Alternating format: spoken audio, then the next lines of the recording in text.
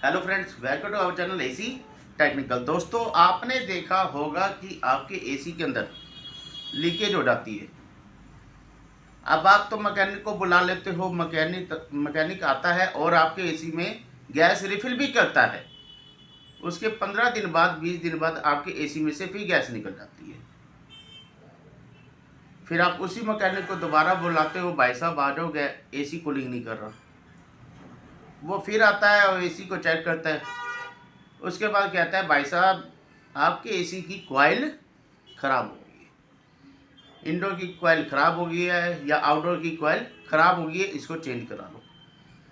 अब कॉइल को चेंज कराने के लिए मोटा मोटा ना 15,000 रुपये का खर्चा आता है। अब आपके पास तो कोई रास्ता है नहीं, अब तो आप बोलोगे भैया करा दो, कॉइल चेंज करा दो। और क्या करेंगे? गर्मी है, 45 डिग्री 48 डिग्री 50 डिग्री टेम्परेचर चल रहा है, तो भैया करा दो, जो लगेगा लगेगा पैसा। लेकिन दोस्तों, आज मैं आपको बताता हूँ कि आपके एसी के अंदर अगर गैस की लीकेज हो रही है ना, तो उसमें इतना खर्चा करने की ज़रूरत रेयर चांस है। मैं कहता हूँ करना पड़ सकता है, लेकिन रेगुलर नहीं करना पड़ता। बहुत ही जिसकी कॉइल बिल्कुल ही डिस्ट्रॉय हो चुकी हो, बहुत मल्टीपल लीकेज होगी, उसी के एसी में कॉइल चेंज होगी। नहीं तो ज़रूरत नहीं है। 1 2 3 1 2 3 भी अगर लीकेज होती है, वो भी अगर तरीके से सिस्टमेटिक अगर आप लीकेज को बंद करोगे तो वो लीकेज बंद हो जाएगी। तो मैं आज आपको बताता हूँ कि लीकेज होती कैसे है, कहाँ होती है, क्या क्या चीज़ें होती हैं। तो मैं आपको बता देता हूँ डिटेल में। कॉइल जैसा कि आप देख पा रहे हैं, ये देख रहे हैं, ये है एसी की कॉइल। ये स्प्लिट की है, विंडो की भी ऐसी होती है, शेप अलग होती है। अब ये कॉइल आप देख रहे हो, इस कॉइल के अंदर ये देखो, ये पाइप होते हैं, ये जॉइंट है, ये देखो ये जॉइंट है, कॉपर के पाइप होते हैं।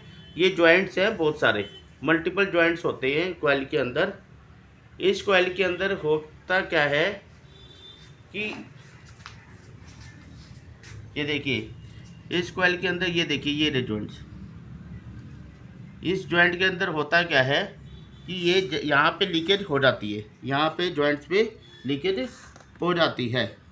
तो जब यहाँ पे लीकेज होती है तो इस लीकेज को बंद करना बहुत ज़रूरी होता है। जब तक आप बंद नहीं करोगे तब तक आपके एसी की गैस निकलती रहेगी, बार बार निकलेगी, एक बार नहीं 1000 बार निकलेगी।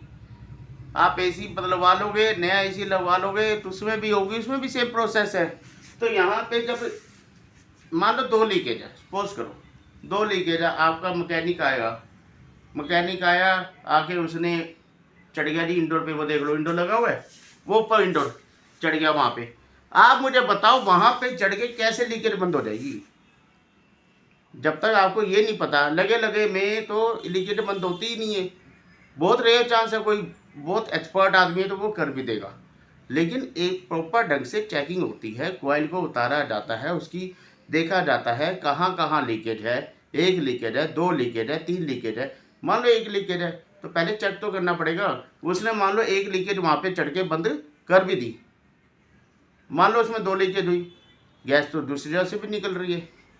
तो वहाँ पे लीकेज बंद कराना बहुत ज़्यादा ज़रूरी होता है।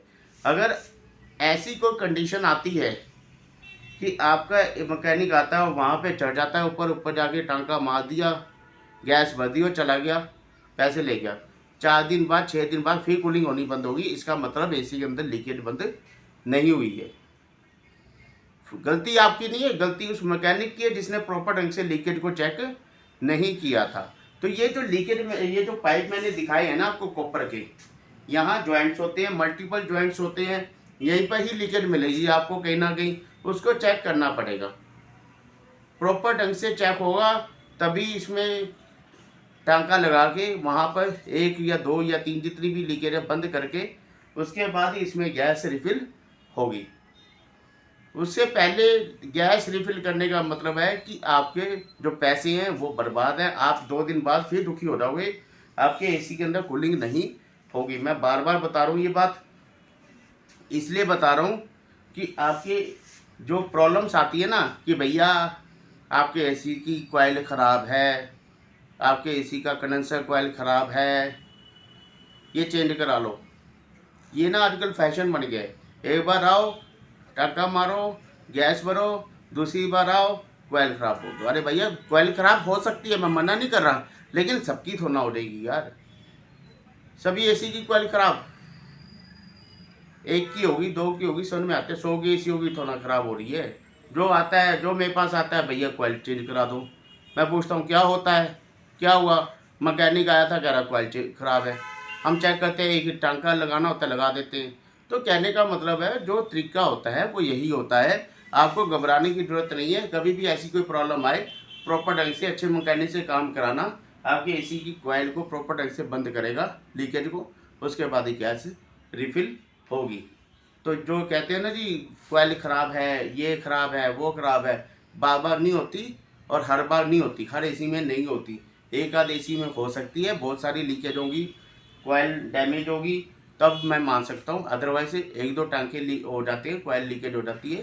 तो आपके टायर के अंदर जो ट्यूब है उसमें पंचर लगता है, तो ट्यूब थोड़ा बदलवा लेते हो, टायर थोड़ा बदलवा लेते हो, पंचर ही तो लगवाते हो ना। सेम प्रोसेस इसके अंदर भी होता है।